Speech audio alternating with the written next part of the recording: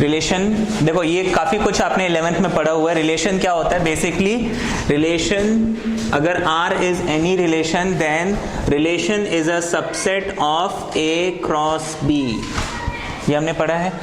यहाँ पे एक A और B क्या है? कोई भी सब सेट्स हैं। A is any set, B is any set, A cross B आपको क्या मिल जाएगा? एक ऑर्डर्ड पेयर मिलेगा। ये हमने पढ़ा हुआ है, हाँ 11th में, याद है कि A, जैसे एक सिंपल सा एग्जांपल लेते हैं। मान लीजिए आपको A इज इक्वल टू दिया हुआ है 1 2 3 और B आपको दिया हुआ है 4 और 5। अब मुझे A क्रॉस B निकालना है तो मैं क्या करूंगा? 1 गोज विथ 4, 1,4 लिखूंगा। 1 गोज विथ 5, 1,5 लिखूंगा। 2 4 देन 2 5, उसके बाद 3 4, उसके बाद 3 और 5। मैं सबको कॉमा कॉमा करके लिख दूंगा। तो ये जो सेट मुझे मिला इसको हम A क्रॉस B बोलते हैं और इसको हम बोलते हैं कार्टेशियन प्रोडक्ट, है ना। ये कार्टेशियन प्रोडक्ट है ऑफ टू सेट्स। इसमें हमें जो ये मिला है ये एक सिंगल एलिमेंट कहलाता है। हालांकि इसमें 2 एंट्रीज है हमारे पास, but this is one single element. Single element इसलिए क्योंकि ये जो है एक यूनिक पॉइंट रिप्रेजेंट करता है 2D प्लेन में, ठीक है। तो इसको हम ऑर्डर्ड पेयर बोलते हैं, ठीक है। इसको हम बोलते हैं ऑर्डर्ड पेयर। मतलब हाँ, ये जो ब्रैकेट के अंदर ये एक ही एलिमेंट है, ये 2 एलिमेंट्स नहीं है। अब ये जो एक एलिमेंट है इसमें हमारे पास ये जो 2 अलग अलग वैल्यूज हैं, ये बेसिकली मैं बोलूंगा तो पेयर ही ना, तो इसको हम बोलते हैं ऑर्डर्ड पेयर। तो आपका जो, जैसे हम ग्राफ बनाते हैं, इस ग्राफ में कोई भी पॉइंट जो है वो बेसिकली A क्रॉस B का या R क्रॉस R का, ये जो 2D प्लेन है हमारा, है ना, कोऑर्डिनेट ज्योमेट्री में आपने पढ़ा होगा, हम 2D plane is basically a subset of R cross R, है ना। R क्या है? कोई भी रियल नंबर। R क्या है? कोई भी रियल नंबर। अब हमें मालूम है इस ग्राफ में आप कोई भी पॉइंट ले लो, ऑब्वियसली उसमें x की कोई वैल्यू होगी, y की कोई वैल्यू होगी। अब 2 रियल नंबर्स का, अगर 2 सेट है आपके पास रियल नंबर्स का, उसको क्रॉस करोगे आपको जितने भी पॉसिबिलिटीज हैं सब मिल जाएंगे, ठीक है। This is what is called ordered pair, ठीक है। और ये हो गया आपका कार्टेशियन प्रोडक्ट। और रिलेशन क्या होता है? इसी का एक सबसेट होता है।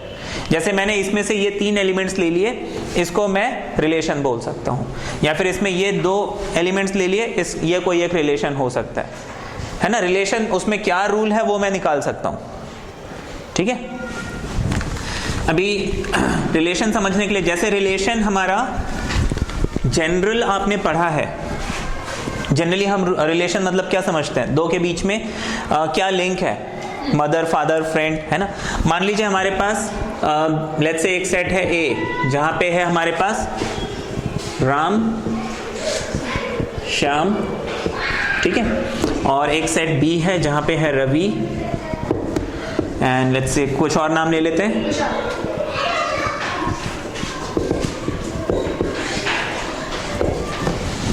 इनको जब हम मल्टीप्लाई करेंगे A क्रॉस B, आपको क्या मिलेगा? राम विथ रवि,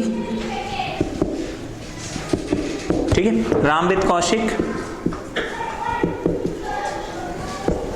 फिर Shyam Ram with Tushar.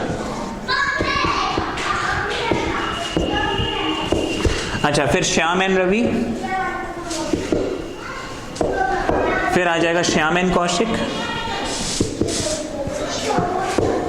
And Shyam and Tushar. ये आपके 2, मतलब A क्रॉस B हमने निकाल लिया। अब देखो इसमें जैसे मैंने सिर्फ ये 2 चीजें ली, बाकी सबको छोड़ दिया। ऑब्वियसली ये 2 जो पेयर्स हैं और ये 2 जो पेयर्स हैं, इनके बीच में कुछ रिलेशन हो सकता है। राम और रवि ब्रदर्स हैं और राम और कौशिक भी ब्रदर्स हैं, है ना। अब जैसे हमने ये ले लिया, है ना, राम एंड तुषार, श्याम एंड रवि। अब हो सकता है ये दोनों फ्रेंड हो, ये दोनों फ्रेंड हो, है ना। तो हमने यहाँ पे रिलेशन डिफाइन कर दिया ब्रदर, तो हो सकता है कि ये और ये बस ब्रदर है, और ये फ्रेंड्स हैं और ये हो सकता है कजन है, ऐसा कुछ भी हो सकता है रिलेशन सबके बीच में, या फिर हो सकता है कि इसमें सिर्फ ये दोनों कजन हैं बाकी सारे जो है फ्रेंड्स हैं, या फिर ये रियल ब्रदर्स हैं बाकी सब कजन्स हैं, कुछ भी हो सकता है ना। तो रिलेशन बेसिकली क्या है? Relation is basically a subset of A cross B. इतना समझ में आ गया? रिलेशन को हम मैथ्स की लैंग्वेज में क्या बोलते हैं? है ना, it is a subset of A cross B. ये बात समझ में आ गई? अच्छा, इसके बाद रिलेशन को हम लिखेंगे कैसे? रिलेशन को हम लिखते हैं, relation is basically x, y such that x belongs to A and y belongs to B। ठीक है, रिलेशन क्या है? X y such that x belongs to A and y belongs to B, ऐसे लिख सकते हैं। ठीक है, ये समझ में आ गया। इसके बाद हमारे पास एक और चीज होती है जिसको हम बोलते हैं इनवर्स रिलेशन। अब इनवर्स रिलेशन क्या होता है, उसको हम ऐसे लिखते हैं आर इनवर्स। अब मान लीजिए आपको रिलेशन आर दिया हुआ है एक्स वाई सच दैट कुछ कंडीशन डाली हुई है ना, x belongs to A and y belongs to b। तो r इनवर्स हो जाएगा y comma x such that whatever. Basically अगर मुझे एक रिलेशन मिला 1 2 3 4, तो r इनवर्स को हम लिखेंगे, इसको बस फ्लिप कर दो, 2 1 4 3। हाँ जी, तो आपने कहा कि ये पूरा एलिमेंट है, तो सर ये 3 4 पूरा ऐसे नहीं आ जाना चाहिए, हमने इनके अंदर के एलिमेंट को तो चेंज करा है। इनवर्स रिलेशन क्या होता है? इनवर्स रिलेशन में हम बस इसको फ्लिप कर देते हैं। जैसे देखो, अभी हम मान लीजिए एक राम कॉमा श्याम, ये एक एलिमेंट है, और हमने रिलेशन क्या डिफाइन किया? Father. Ram is father of Shyam, Ram is father of Shyam. अब मुझे आर इनवर्स निकालना है, फादर का इनवर्स क्या हो जाएगा? सन। अब मैं इसको एज इट इज नहीं रख सकता ना, अगर राम श्याम का फादर है तो श्याम राम का फादर नहीं है ना। इनवर्स में आप क्या लिखोगे? श्याम राम लिखोगे ना। Ram is father of Shyam, are inverse क्या होगा? सन, है ना। अगर रिलेशन मैंने बोला कि ये इसका फादर है, तो इनवर्स क्या हो जाएगा? ये इसका बेटा है, उसका फादर तो नहीं बोलेंगे ना, तो ऑब्वियसली आप उल्टा करोगे, क्योंकि मैं Ram is son of Shyam नहीं बोल सकता, तो इसलिए हम इसमें फ्लिप कर देते हैं। बहुत सिंपल सा कॉन्सेप्ट है कि अगर आपको कोई भी रिलेशन x कॉमा y दिया हुआ है, उसका इनवर्स y कॉमा x, मतलब जितने भी एलिमेंट्स है उसको उल्टा करते जाओ, आपका इनवर्स निकल जाएगा। ये उसकी डेफिनेशन है। इतना समझ में आ गया? अगर हम इस क्वेश्चन में इनवर्स निकालेंगे तो कैसे निकालेंगे? अभी बताते हैं, अभी हम इसमें करते हैं आगे कुछ एग्जांपल्स में आपको बताता हूँ। इसके आगे देखो,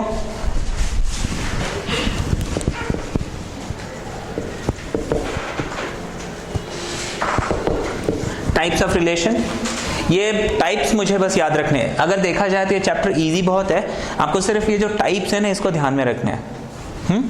अच्छा, टाइप्स में हमारे पास सबसे पहले है वॉइड रिलेशन। रिलेशन तो हमने समझ लिया क्या है। वॉइड रिलेशन क्या होता है? एक ऐसा रिलेशन जिसमें कुछ भी नहीं है, कोई भी एलिमेंट नहीं है। ठीक है, जैसे मान लीजिए एक बॉयज स्कूल है, ठीक है, एक सेट हमने डिफाइन कर दिया कि all students of boys school, और हमने रिलेशन डिफाइन किया कि x is sister of y, ठीक है, and x belongs to a। x जो है वो y कोई एक आदमी है, मान लो कुछ भी नाम ले सकते हो, x is sister of y, और x क्या है? इस a का एलिमेंट है, मतलब x जो है इस बॉयज स्कूल में पढ़ता है। पॉसिबल है ना? तो देखो, लेकिन रिलेशन तो हमने डिफाइन किया है ना, डेफिनेशन तो वैलिड है ना। तो रिलेशन इज डिफाइंड, बट इसके अंदर कोई एलिमेंट होगा? नहीं होगा, तो कुछ भी नहीं होगा। तो हम ऐसे रिलेशंस को बोलते हैं वॉइड रिलेशन। ठीक है, मतलब जिसकी डेफिनेशन है लेकिन उसके अंदर कुछ नहीं है। मान लीजिए मैंने आपको बोला कि एक्स वाई, एक रिलेशन आर डिफाइन किया, x y such that x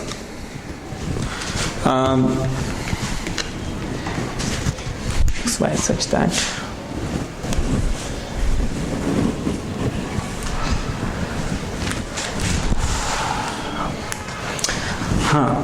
x minus y modulus is less than 0।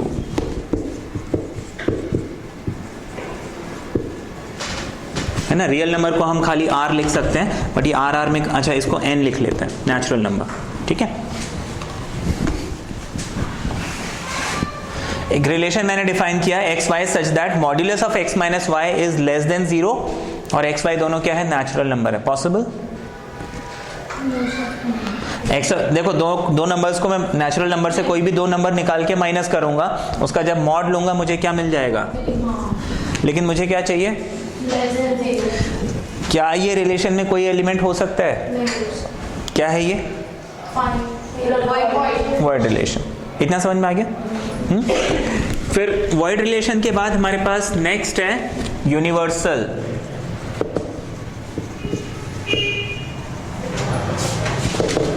ठीक है, यूनिवर्सल रिलेशन। यूनिवर्सल रिलेशन क्या होता है? विच इज ट्रू ऑलवेज, जो हमेशा ही ट्रू है, उसको हम बोलेंगे यूनिवर्सल रिलेशन। फॉर एग्जाम्पल, हमने यहाँ पे एक रिलेशन डिफाइन किया x y such that x minus Y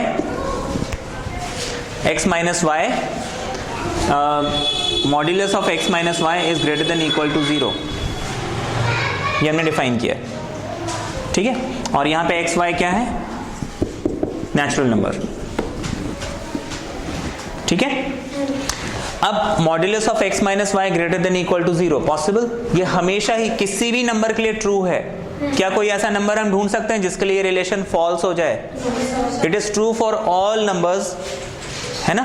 तो ये क्या हो गया, यूनिवर्सल रिलेशन हो गया। इतना समझ में आ गया?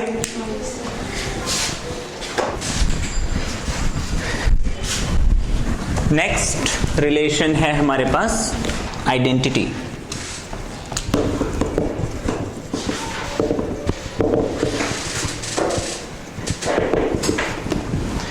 आइडेंटिटी रिलेशन जो है हमने डिफाइन किया हुआ R equals to A comma A. ठीक है, आपको जो रिलेशन है वो हमेशा ए कॉमा ए के फॉर्म में मिलना चाहिए।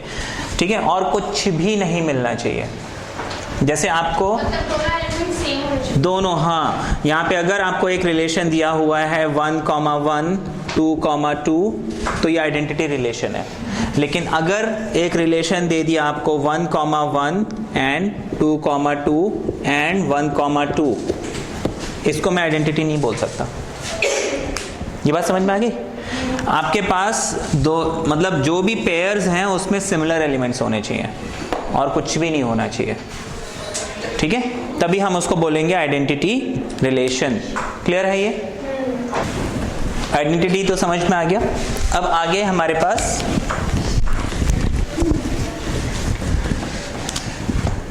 नेक्स्ट है, यहाँ पे थोड़ा सा आपको ध्यान देना है। सबसे पहले हमारे पास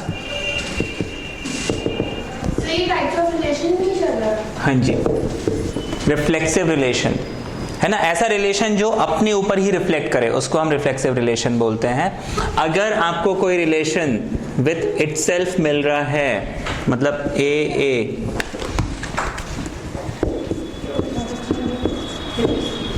ठीक है ना, इस फॉर्म में अगर मिल रहा है तो हम बोलेंगे रिफ्लेक्सिव रिलेशन। वो अपने ऊपर रिफ्लेक्ट करना चाहिए। हाँ जी, आइडेंटिटी और रिफ्लेक्सिव में थोड़ा सा डिफरेंस है। आइडेंटिटी में जरूरी है इट हैज टू बी 1 1 2 2।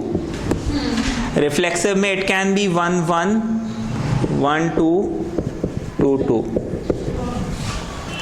इसको हम रिफ्लेक्सिव बोल सकते हैं, लेकिन इसको रिफ्लेक्सिव सॉरी, ये रिफ्लेक्सिव है, ये रिफ्लेक्सिव है, आइडेंटिटी भी है। ये रिफ्लेक्सिव तो है, आइडेंटिटी नहीं है। ठीक है, रिफ्लेक्सिव है क्योंकि देखो 1 रिलेशन 1 हो रहा है, इसमें 2 रिलेशन 2 भी हो रहा है। लेकिन 1 रिलेशन नहीं, वो उसको मैं नहीं देखूंगा। देखो 1 1 के साथ रिलेशन बना रहा है, 2 2 के साथ रिलेशन बना रहा है। यहाँ पे देखो इसमें कोई ऐसा एलिमेंट तो नहीं है ना जो अपने साथ रिलेशन, अगर यहाँ पे 1 2 के बजाय मैं 1 3 दे देता तो मुझे यहाँ पे एक एलिमेंट मिल जाता, या फिर जैसे मान लीजिए यहाँ पे 3 5 दे देता, तब ये रिफ्लेक्सिव नहीं बोलते हम, क्योंकि देखो यहाँ पे एक एलिमेंट ऐसा आ गया जो अपने साथ रिलेशन नहीं बना रहा है ना। लेकिन अगर इफ इट इज 1 and 2 तो रिफ्लेक्सिव तो है ही, ठीक है। हाँ देखो जैसे एक लाइन है L और एक लाइन है M, L is parallel to M बोलेंगे। यहां पे मैंने एक रिलेशन डिफाइन किया, इज पैरेलल टू। अब ये L जो है M के पैरेलल तो है, लेकिन क्या L के पैरेलल है? हाँ। हमारे पास देखो इसमें ऐसे L दिया हुआ है, L M दिया हुआ है और M दिया हुआ है। सपोज कि L is parallel to L, L is parallel to M, M is parallel to M। अब देखो रिफ्लेक्सिव का मतलब होता है वो अपने साथ रिलेशन बनाए। अब देखो L अपने पैरेलल तो है ही ना, कि नहीं है, तो हम इसको रिफ्लेक्सिव बोलेंगे, क्योंकि देखो L के पैरेलल है, M भी M के पैरेलल है, लेकिन ये दोनों भी तो आपस में पैरेलल है ना। ऐसे लिखेंगे नहीं लिखेंगे? तो ये हो गया रिफ्लेक्सिव रिलेशन। समझ में आ गया? इसमें कोई डाउट है? अभी भी डाउट है? वो तो कंडीशन पे डिपेंड करेगा कि क्या हुआ है। हाँ वो क्वेश्चन आप सिंपल है क्वेश्चन, अभी मैं आपको समझाऊंगा कैसे सॉल्व करना है, ठीक है। रिफ्लेक्सिव समझ में आ गया? रिफ्लेक्सिव के बाद है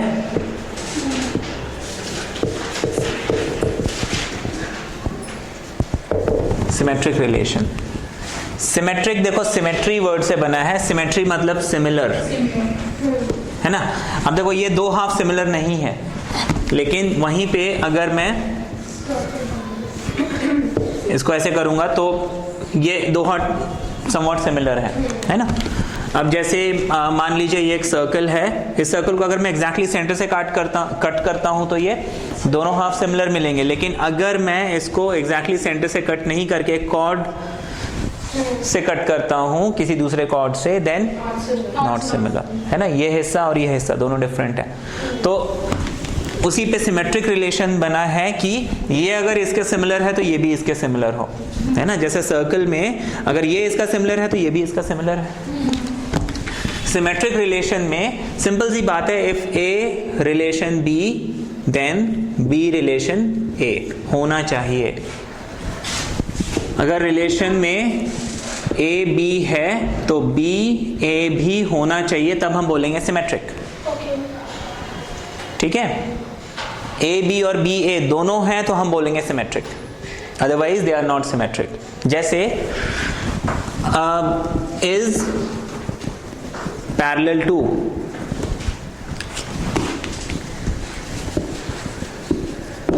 अब एक लाइन L है एक लाइन M है, L is parallel to M, क्या M पैरेलल टू N है? Sorry M parallel to L है ना, तो इसको हम बोलेंगे सिमेट्रिक रिलेशन।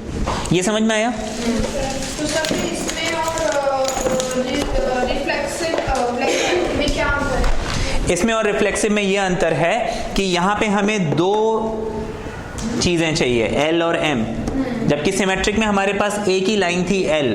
हम ये देख रहे थे क्या ये लाइन अपना पैरेलल है या नहीं, है ना। रिफ्लेक्सिव में मतलब it is reflecting the relation on itself. L is parallel to L, true और फॉल्स, बस मुझे ये देखना है। लेकिन यहाँ पे हमारे पास दो चीजें हैं, यहाँ पे हमारे पास एक ही चीज थी, यहाँ पे A एंड B दो चीजें हैं हमारे पास, ठीक है। अब जैसे हम एक और लेते हैं, मान लीजिए इज परपेंडिकुलर टू,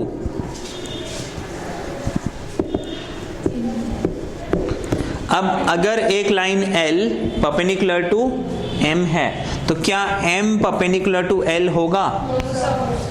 हाँ सर। एक लाइन L है, ये M का परपेंडिकुलर है, क्या ये M L का परपेंडिकुलर है? अगर ये इसके साथ 90 बना रहा है तो क्या ये इसके साथ 90 नहीं बना रहा है? कुछ और बना रहा है? बना रहा है ना। तो अगर L M के परपेंडिकुलर है तो M भी L के परपेंडिकुलर है। हाँ, तो इसको हम क्या बोलेंगे? सिमेट्रिक बोलेंगे। हाँ, ये समझ में आ गया। अच्छा, अब जैसे आपको एक और रिलेशन दिया है, इज ग्रेटर देन। अब suppose A is greater then B, तो क्या B ग्रेटर देन A हो सकता है? नो। तो क्या ये सिमेट्रिक रिलेशन हो सकता है? नहीं हो सकता। समझ में आ गया? क्या डिफरेंस है? कंफ्यूजन किसी को? नेक्स्ट है हमारे पास, मालूम है किसी को सिमेट्रिक के बाद क्या है?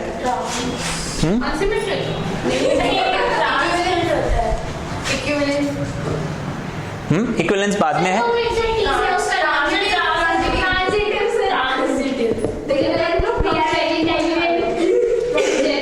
अच्छा, ट्रांजिटिव रिलेशन। एक और रिलेशन है जो आपने बोला है, आपको नाम याद नहीं आ रहा है, वो उसको हम बोलते हैं एंटी सिमेट्रिक। वो भी हम अभी करेंगे। ट्रांजिटिव, पहले ट्रांजिटिव रिलेशन देखते हैं क्या है। ट्रांजिटिव रिलेशन में आपके पास रिलेशन किस टाइप में होना चाहिए? A comma B, B comma C, A comma C। अगर इस रिलेशन को मैं ट्रांजिटिव बोलूंगा, कैसे? मैं आपको बताता हूं। आपको बोला है A relation B and B relation C, ऐसे बोला हुआ है। अगर A B के साथ कोई रिलेशन बना रहा है और B C के साथ कोई रिलेशन बना रहा है, तो A C के साथ भी वही रिलेशन बनाएगा, तब हम बोलेंगे ट्रांजिटिव। यहां पर रिलेशन क्या है? एक से दूसरे में ट्रांसफर करके हम देखेंगे हो रहा है कि नहीं हो रहा है। लेट्स से हम is greater than, A is greater than B and B is greater than C। हम एक नंबर ले लेते हैं। Suppose 3 is greater than 2 and 2 is greater than 1, तो क्या 3 greater than 1 होगा? तो क्या ये ट्रांजिटिव है? अच्छा, हम दूसरा कोई एग्जांपल लेते हैं। is parallel to, एक लाइन L है, ये M के पैरेलल है। एक लाइन M है, ये N के पैरेलल है। क्या L और N आपस में पैरेलल होंगे? ये इसके पैरेलल है, ये इसके पैरेलल, ये दोनों आपस में पैरेलल होंगे। सिंपल ज्योमेट्री में हमने पढ़ा है, होता है ना। तो क्या ये ट्रांजिटिव होगा? yes। अच्छा, नेक्स्ट हम एक रिलेशन लेते हैं, is perpendicular to। नहीं।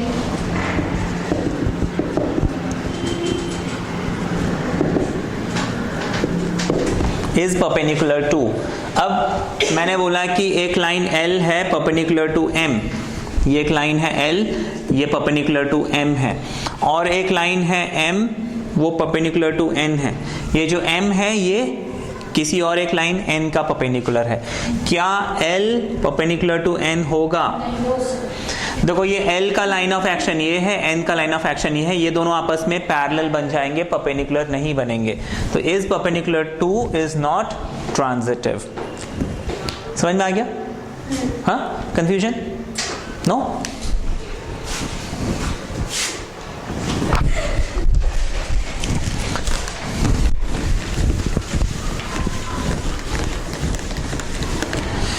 नेक्स्ट हम देखेंगे antisymmetric. Sir, how many types? बस इसके बाद अब हमें इसके कुछ एग्जांपल्स करने हैं, ठीक है ना। ये रिलेशन टॉपिक बहुत छोटा सा है, कुछ मैं आपको टिपिकल क्वेश्चंस बता दूंगा, वी आर डन।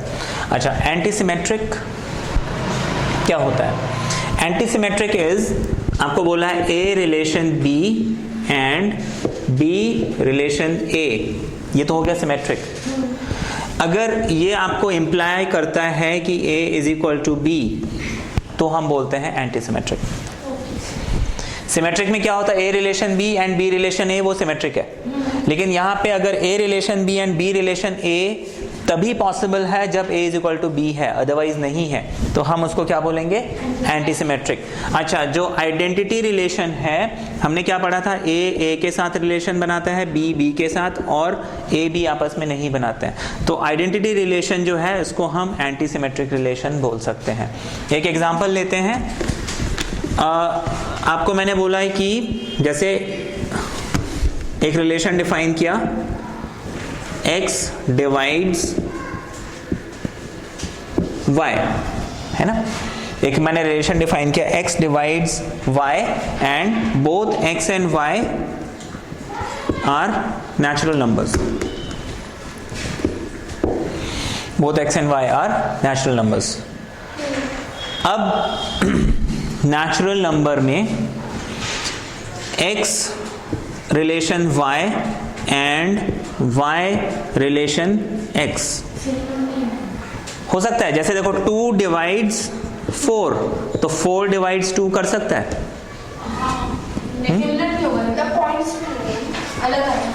यहाँ पे डिवाइड्स का मतलब है वो उसको परफेक्टली डिवाइड कर रहा है। डिवाइड का मतलब ही है वो पॉइंट्स में नहीं आना चाहिए। देखो 4 को तो 2 डिवाइड कर देगा, लेकिन क्या 2 को 4 डिवाइड करेगा? नहीं। अच्छा, यहाँ पे x divides y and y divides x, अगर हमें बोलता है कि भाई x और y भी x y को डिवाइड कर रहा है और y x को डिवाइड कर रहा है, क्या ये नेचुरल नंबर में पॉसिबल है? ये पॉसिबल है अगर दोनों नंबर सेम हो। 2 डिवाइड्स 2 देन 2 डिवाइड्स 2, है ना? 3 डिवाइड्स 3 देन 3 डिवाइड्स 3। यहाँ पे अगर पहला नंबर दूसरे नंबर को डिवाइड कर रहा है, दूसरा नंबर पहले नंबर को डिवाइड कर रहा है, नेचुरल नंबर के केस में, तो जरूरी है कि वो दोनों नंबर सेम होने चाहिए, अदरवाइज नहीं। तो इसको हम क्या बोल देंगे? हाँ, मतलब सिमेट्रिक तो हो रहे हैं, लेकिन कब? जब दोनों आपस में इक्वल हो रहे हैं, तो हम बोलेंगे उसको एंटीसिमेट्रिक रिलेशन। समझ में आ गया?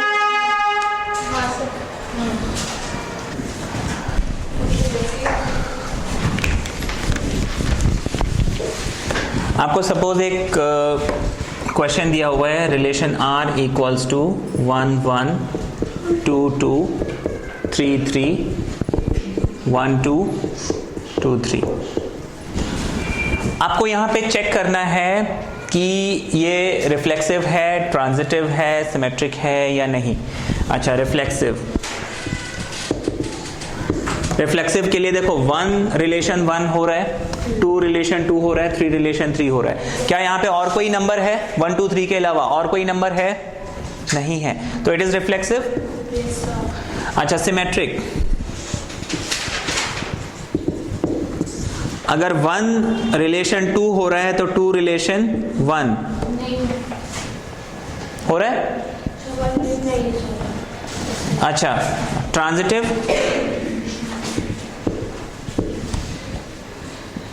1 रिलेशन 2 2 रिलेशन 3 देन 1 रिलेशन 3 हो रहा है ना? 1 और 3 है हमारे पास, यहाँ पे नहीं है। देखो 1 2 है यहाँ पे, लेकिन क्या 2 1 है हमारे पास? नहीं है। अच्छा, 1 2 तो है, 2 3 भी है, लेकिन क्या 1 3 है? नहीं है, तो ट्रांजिटिव भी नहीं है, ये सिर्फ रिफ्लेक्सिव है। समझ में आ गया?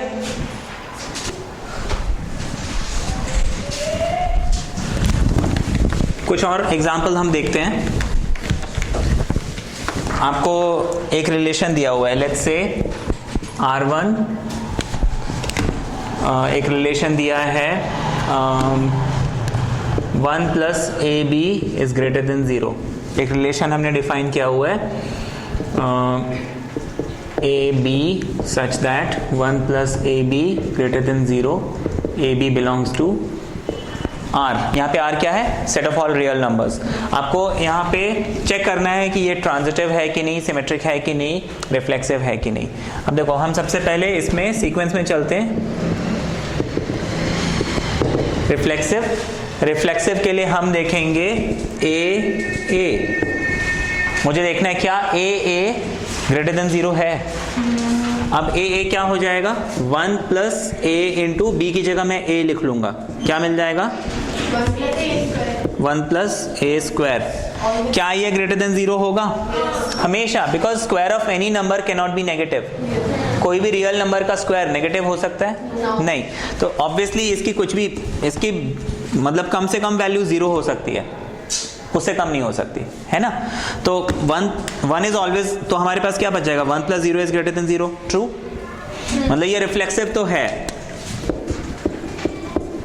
Now a² is always greater than equal to 0, therefore क्या है ये, 1 + a² is greater than 0, which is true. तो यहाँ पे R1 जो हमारा रिलेशन है ये क्या हो जाएगा, रिफ्लेक्सिव होगा। सर हमें यहाँ पे ए क्यों दिया है, अगर ए और बी दे रखा है ना। आपको रिलेशन डिफाइन किया है ए एंड बी, लेकिन रिफ्लेक्सिव के लिए हमें ए एंड ए ही लेना होगा। रिफ्लेक्सिव के लिए both the number should be same. वो अपने ऊपर रिलेशन बना रहा है कि नहीं बना रहा है, हमें ये चेक करना है। इतना समझ में आ गया। अच्छा, अब रिफ्लेक्सिव में हमने ये लिख लिया। हाँ जी, वन कहाँ पे चला गया सर? कौन सा 1 कहाँ पे चला गया, 1 तो है इधर। नहीं सर, ऊपर वाले स्टेप पे। अच्छा वो ग्रेटर, हाँ सॉरी सर, 1 तो है। ये तो मैंने ऐसे बस आपको एग्जांपल मतलब समझाया है कि a² इज ग्रेटर देन 0, तो फिर 1 + a² ग्रेटर देन 0 होगा। बिकॉज हाँ, यहाँ पे सेंस करके लिख सकते हैं, ठीक है ना। ये मेन स्टेप में नहीं है, इसको आप अलग से लिख सकते हैं। ओके। अच्छा, रिफ्लेक्सिव के बाद हम देखते हैं क्या ये सिमेट्रिक है, ठीक है।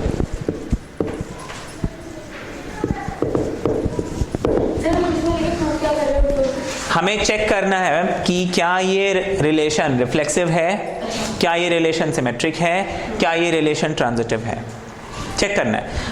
रिफ्लेक्सिव चेक कर चुके हैं, सिमेट्रिक चेक करना है। सिमेट्रिक के लिए मैं लिखूंगा ए बी क्या हो जाएगा, 1 + ab greater than 0। Suppose 1 + ab greater than 0 है। अब मुझे चेक करना है कि क्या 1 + ba ग्रेटर देन 0 होगा, होगा, क्योंकि हमें मालूम है a × b क्या है, मल्टीप्लाई। अच्छा, हमें मालूम है मल्टीप्लिकेशन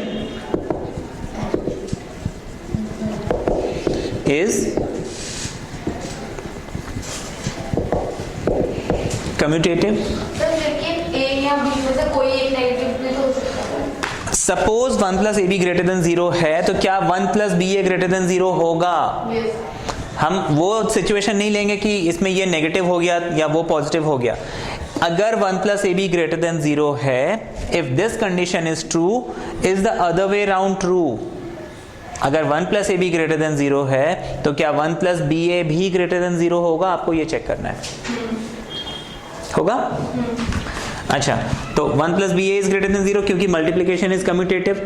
अगर a b को हम ऐसे लिखेंगे तो b, a को कैसे लिखेंगे, ऐसे, है ना। तो यहाँ पे अगर a रिलेशन b हो रहा है तो b रिलेशन a भी हो रहा है, तो हम इसको क्या बोलेंगे, सिमेट्रिक बोलेंगे, है ना। Therefore the relation is symmetric। इतना समझ में आ गया। जैसे आपने ये लिखा ना, ये लिख लिया ना, देखो a रिलेशन b, यहाँ पे हमने लिखा a रिलेशन b। अच्छा, ये लिख लिया, इसमें रीजन डाल दिया, इट इज कम्यूटेटिव। तो इसको आप लिख लोगे b रिलेशन a, लिख सकते हो ना। देखो 1 a b होता है 1 + ab, तो ba क्या हो जाएगा, 1 + ba। तो a relation b and b relation a are equal, मतलब ये क्या बन गया, सिमेट्रिक। समझ में आ गया। अब ट्रांजिटिव देखो इधर। अब सिमेट्रिक तो हम प्रूव कर चुके हैं, है ना। ये क्या रिफ्लेक्सिव भी है, सिमेट्रिक भी है। अब मुझे सिर्फ देखना है क्या ये ट्रांजिटिव है। अच्छा, क्वेश्चन ये एक्चुअली क्या है कि प्रूव करना है कि ये रिफ्लेक्सिव है, सिमेट्रिक है, ट्रांजिटिव नहीं है, है ना। ये आपको प्रूव करना है। अच्छा, इसमें रिलेशंस में एक बड़ी अच्छी बात है, आपको अगर कोई चीज प्रूव करना है फिर तो आपको मतलब रैंडम वैल्यूज लेके चलने होंगे, x, y, a, b ऐसा कुछ, ठीक है। लेकिन अगर आपको कोई चीज अदरवाइज मतलब प्रूव करना है कि ये नहीं है, तो आप कोई भी नंबर ले सकते हो। ओके सर, ये इसमें अच्छी बात है। तो अब इसको ट्रांजिटिव हमें प्रूव करना है। R1 है और ये R है, क्योंकि देखो अगर मैं इसको भी R रिलेशन लिखता हूं और इसको रियल नंबर लिखता हूं तो मुझे कंफ्यूजन होगा कि रिलेशन कौन सा है, रियल नंबर कौन सा है। तो डिस्टिंग्विश करने के लिए हमने R1 एंड R लिख लिया। आप चाहे तो R' एंड R भी लिख सकते हो, ठीक। अच्छा, अब मुझे इसको क्या करना है, ट्रांजिटिव। ट्रांजिटिव के लिए मैं क्या करूंगा कि लेट्स से 1 and 1/2 है ना, हमारे पास क्या है 1 प्लस 1 इंटू 1/2 कितना मिल जाएगा,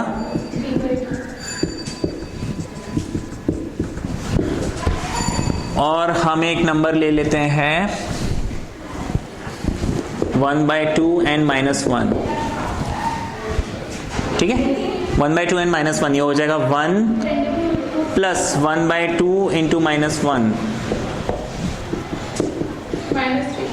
1 माइनस 1/2 इज ग्रेटर देन 0, या फिर है। लेकिन देखो ए बी, अगर A relation B, B relation C, then a relation सी होना चाहिए, मतलब 1 and -1 होना चाहिए। हम लिखेंगे 1 प्लस 1 इंटू -1, क्या ये ग्रेटर देन 0 होगा, 0 आ गया, नॉट ग्रेटर देन 0, तो ये ट्रांजिटिव नहीं है। समझ में आ गया ये? हाँ, तो ऐसे लिख सकते हो। हाँ,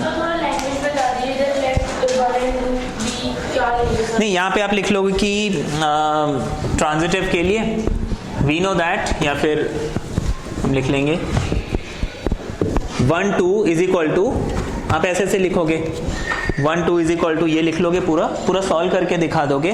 फिर आप 1/2 एंड -1 के लिए ऐसे सॉल्व करके दिखा दोगे। उसके बाद लिखोगे अगेन, जैसे आप किसी को समझाते हो ना, बस वैसे ही लिखना है। अगेन 1 -1, ठीक है, डज नॉट बिलोंग टू जो हमारा रिलेशन है R dash, as 1 plus 1 into -1 is not greater than 0, therefore it is not transitive। ठीक है, समझ में आ गया? इसके बस अब थोड़े से एग्जाम्पल्स करने हैं, वो हम फिर